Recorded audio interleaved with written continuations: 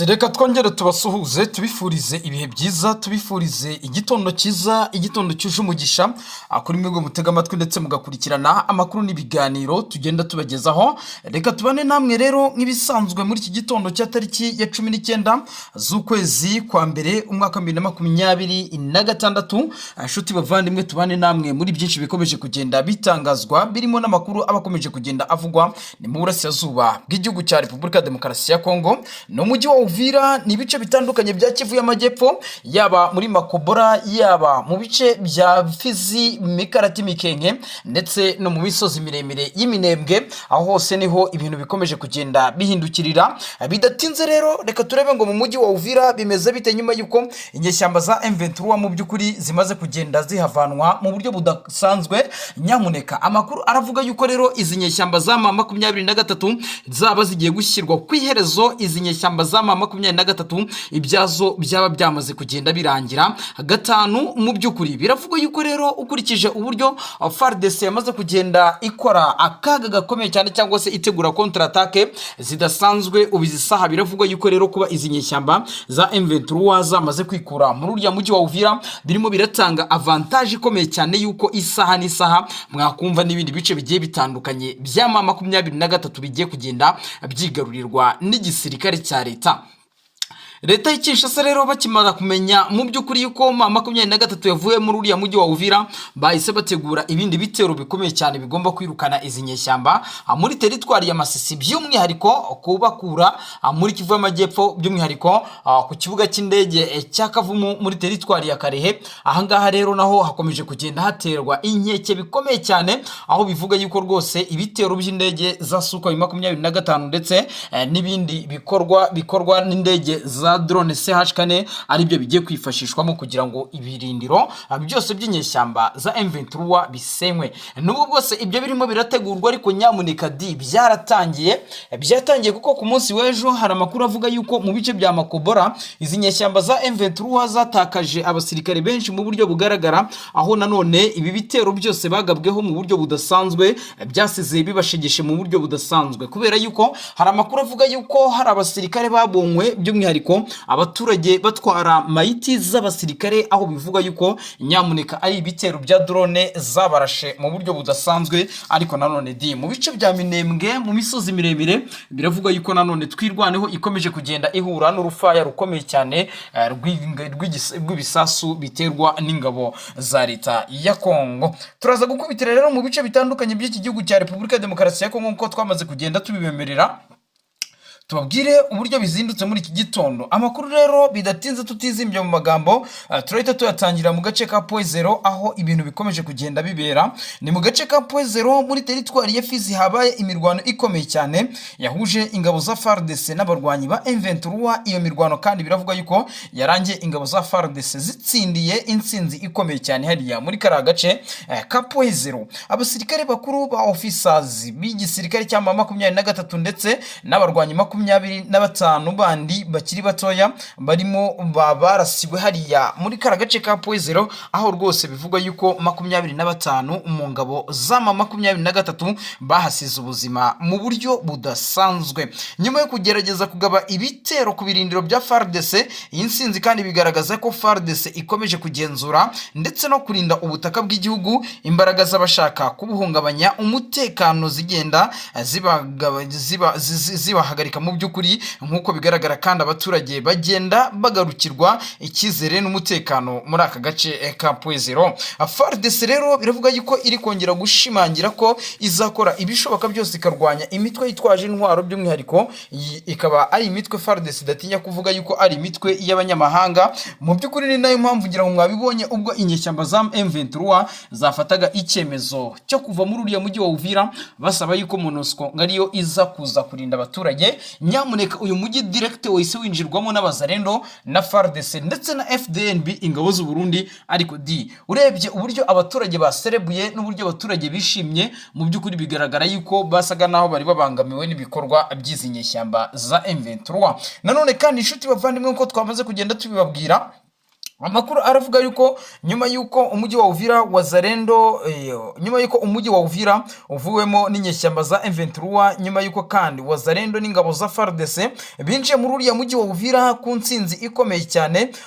Biravuga yuko rero ibintu bikomeje kugenda biba ibindi ahangaha. Biravuga yuko rero igisirikare cya 23 mu by'ukuri cyaba kigiye kongera kuvirwaho indimwe kikaraswaho mu buryo budasanzwe. Ibi rero byahise binatangazwa n'uwo bita Parusi ubwo yatangazaga akaga gakomeye cyane ndetse n'imidugararo nyuma yo kwihanganisha cyangwa se yo kwihanganisha kwa 23 ubutumwa bukomeye cyane bwa Muzalendo James Fieka Aduyi nyuma yo kwivana cyangwa se yo kwivana mu mujyi wa Uvira kwinyeshyamba za M23 AFC. Guverineri w'intara ya Kivu y'Amajyepfo Jean-Jacques Parusi yatangaje ko gahunda yo guteza akajagari n'umutekano muke bishobora kuba byarasize biteguwe n'inyeshyamba za M23 nkuko we akomeza kugenda abitangaza. Umujyi wa Uvira rero biravuga ko ukangukiye mu byishimo byinshi nyuma yuko ku mugoroba wabanje ku munsi w'ejo mu by'ukuri inyeshyamba za M23 mu by'ukuri zavuye muri uriya mujyi wa Uvira, ndetse ingabo z'abakunda igihugu za Wazalendo zahise zisubira Uvira ndetse mu mihanda itandukanye. Abaturage bishimiraga kugaruka kw'Abazalendo ndetse n'umudendezo n'amahoro, ariko nubwo ibi byose bikomeje kugenda biba birimo biravugwa yuko harimo haragenda haba ibikorwa by'urugomo, birimo gusahura, birimo gukora ibikorwa byinshi bitandukanye mu by'ukuri bigenda byibasira ibikorwa by'abaturage. Nanone kandi dushingiye ku makuru y'ubutasi agaragaza yuko mu by'ukuri abarwanyi ba 23 ngo bashobora kuba barasize bandi bagenzi babo bambaye civilian, ariko mu by'ukuri bakaba bafite imbunda muri uriya mujyi wa Uvira, aho bivuga yuko ibi ngibi byahise bituma bamwe mu Bazalendo abanze kwita binjira muri uyu mujyi kubera yuko bafite ubwoba yuko baza kuza kugwa muri ambushi ikomeye cyane y'izi nyeshyamba za M23. Ibi rero mu by'ukuri bikagaragaza yuko intambara ikomeje kugenda ifata indi ntera muri uburasirazuba bw'iki gihugu cya Repubulika ya Demokarasi ya Kongo, ari intambara itari buze kugenda yoroha. Ibindi bitero kandi biravuga yuko generali w'Abazalendo Makanaki Kasimba John yagaragaye cyangwa se yavuze ijambo rikomeye cyane, ageza ijambo ku baturage ndetse arahaguruka ku mutekano, agaruka ku mutekano w'akarere, ibikorwa biri gukorwa ku rugamba ndetse n'ubutumwa yahaye abaturage ababwira ati nyamuneka dufatanyirize hamwe turwanye umwanzi waduteye, nkuko bo badahwema kugaragaza yuko umwanzi bafite yaba ari igihugu cy'u Rwanda mu by'ukuri cyabagabyeho ibitero nkuko bo bakomeza kugenda babitangaza. Aka rero ni akaga gakomeye cyane gakomeje kugwirira iki gihugu cya Repubulika ya Demokarasi ya Kongo mu ntambara ikomeye cyane mu by'ukuri iki gisirikare cyangwa se iyi leta ya Kinshasa ikomeje kugenda ihanganamo n'inyeshyamba za M23 nazo zamaze kugenda zigaragaza yuko zizafite hariya iwacu mu bice bitandukanye, yaba muri Kivu y'Amajyepfo ndetse no muri Kivu y'Amajyaruguru. Ubu rero bidatinze amakuru yacu aravuga yuko bita Parusi yatangaje kaga gakomeye cyane n'imidugarara nyuma yo kwihanganisha cyangwa se yo guhangana na M23. Ubutumwa bukomeye cyane Muzalendo James Fieka Aduyi nyuma yo kwivana mu mujyi wa Uvira kwinyeshyamba za M23 AFC. Guverineri w'intara Kivu y'Amajyepfo Jean-Jacques Parusi yatangaje ko hari gahunda yo guteza akajagari n'umutekano muke bashobora kuba barasize iteguwe kuri iki cyumweru tariki ya 18 Mutarama umwaka 2026. Umujyi wa Uvira wakangukiye mu byishimo byinshi nyuma yuko ku mugoroba wabanje inyeshyamba za M23 zari zimaze kugenda zikura muri uriya mujyi wa Uvira, zivuye muri uriya mujyi wa Uvira. Mu by'ukuri ingabo z'abakunda igihugu za Wazalendo zahise zisubirana Uvira. Mu mihanda abaturage bishimaga mu buryo budasanzwe bavuga bati nyamuneka ducitse ingoyi ya M23, ndetse benshi badatinya kuvuga yuko ngo abaturage ari ibirumira habiri. Ikibazo cya Kongo ni ikibazo gikomeye cyane. Arabavuga yuko ngo abaturage baba ari ibirumira habiri, ariko nanone ikibazo uti ese umuturage kugaragaza amarangamutima ye uherahe uvuga yuko ari ikirumira habiri mu gihe we ibyo yakoze bihamanya n'umutima wiwe. Umujyi wa Uvira rero biravuga ko wakangukiye mu byishimo byinshi nyuma yuko ku mugoroba wabanje inyeshyamba za M23 zivuye mu mujyi, ndetse ingabo z'abakunda igihugu za Wazalendo zahise zisubira muri uwo mujyi wa Uvira ndetse mu mihanda abaturage bishimiraga kugaruka ku mudendezo n'amahoro. Ariko nubwo ibyo byishimo byari byinshi, ubuyobozi bw'intara bwasabye kuba maso cyane. Guverineri Parusi yavuze ko hakiri ibyago byo guhungabanya umutekano byateguwe n'inyeshyamba mbere y'uko ziva muri uriya mujyi. Yagize ati dushingiye ku makuru y'ubutasi bashobora kuba barasize abantu barimo abasirikare bambaye imyambaro ya gisivile ariko bitwaje intwaro mu mujyi wa Uvira bagamije guteza imidugararo, gusahura ndetse no guteza ubwoba amoko amwe namwe hara mu mujyi wa Uvira, cyane cyane ng'abanyamurenge batifuzaga kugendana nabo nk'uko bakomeza kugenda babitangaza. Muri ibi bihe kandi akajagari karateganyijwe neza cyane. Amakuru kandi aturuka mu baturage agaragaza ko ibikorwa byo gusahura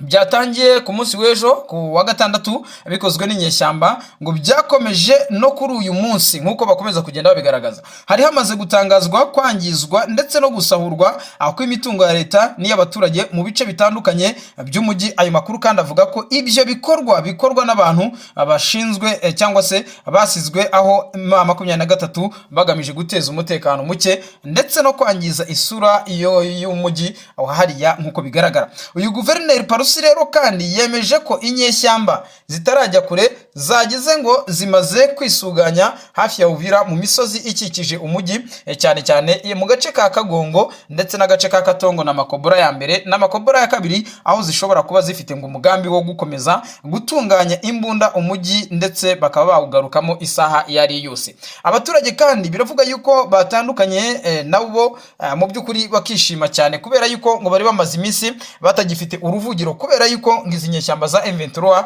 mu by'ukuri zaje zizanye n'amategeko mashyashya. Natubabwire yuko umuvuduko ukomeye cyane wa Wazalendo wahagutumye inyeshyamba za M23 zigaruka inyuma.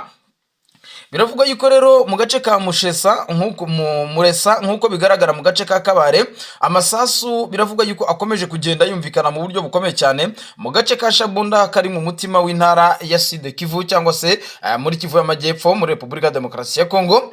Imitwe myinshi itwaje intwaro ya Wazalendo yahurije hamwe imbaraga zayo ndetse mu kurwanya abarwanyi ba M23 bashinjwa gukorana n'igihugu cy'u Rwanda, ndetse muraza kugenda mumenya ibyari byo. Turebe izi Wazalendo VDP zikomeje gukora akazi gakomeye cyane ndetse ku ruhande rwa leta ya Kongo nyamuneka barimo baragenda bashimirwa ibikorwa bya gisirikare bari kugenda bakora mu gihe ingabo z'u Burundi nazo zirimo zirabatera ingabo mu bitugu ku mirongo y'imbere ku rugamba. Turaza gukubitira muri Makobora naho tubabwire yuko uwo bita General Makanaki nyamuneka inyeshyamba za M23 amaze kugenda azereka somo rikomeye cyane ku mirongo y'imbere ku rugamba. Makobora ubu rugamba ruravuza ubuhuha. Makobora ya mbere ho byamaze kugenda birangira, FARDC yamaze kugenda ihigarurira, ariko nanone biravugwa yuko M23 yaba iri mu bice bya Makobora ya kabiri. Ubu rero igisirikare cya leta ya Kongo ndetse n'ibikoresho byabo bya gisirikare bihambaye bimaze kugenda bikoreshwa ku mirongo y'imbere ku rugamba. Biravugwa yuko ari byo birimo biragenda byifashishwa mu kwirukana izi nyeshyamba za M23 muri Makobora. Barimo barabuza izi nyeshyamba kuba zakadivansinga zerekeza mu bice bya Baraka ndetse na Fizi muri teritwari ya Fizi Baraka. Ahangaha biravugwa yuko rwose intara ya Karemi ndetse n'aha muri Baraka ariho inyeshyamba za M23 zishaka kwimurira ibirindiro byazo, cyane cyane yuko bivugwa ko ingabo z'u Burundi zamaze kugenda zikora akazi gakomeye muri biriya bice. Ubu rero ngira ngo nkuko twamaze kugenda tubabwira, turaza kugenda tubabwira ngo update mu mujyi wa Uvira bimeze bite nyuma yuko amakuru yaramaze iminsi mu by'ukuri agaragaza yuko ngo inyeshyamba za M23 nizo zikontorora Uvira, ariko bizi saha birazwi neza 100% yuko Uvira ubu ngubu iri mu maboko y'ingabo za leta. Ariko nanone ingabo za leta nazo zigomba gukora ibishoboka byose zigakora handover na MONUSCO kubera yuko mu by'ukuri MONUSCO niyo yonyine ishobora kuba yafata biriya bice ikabyitaho.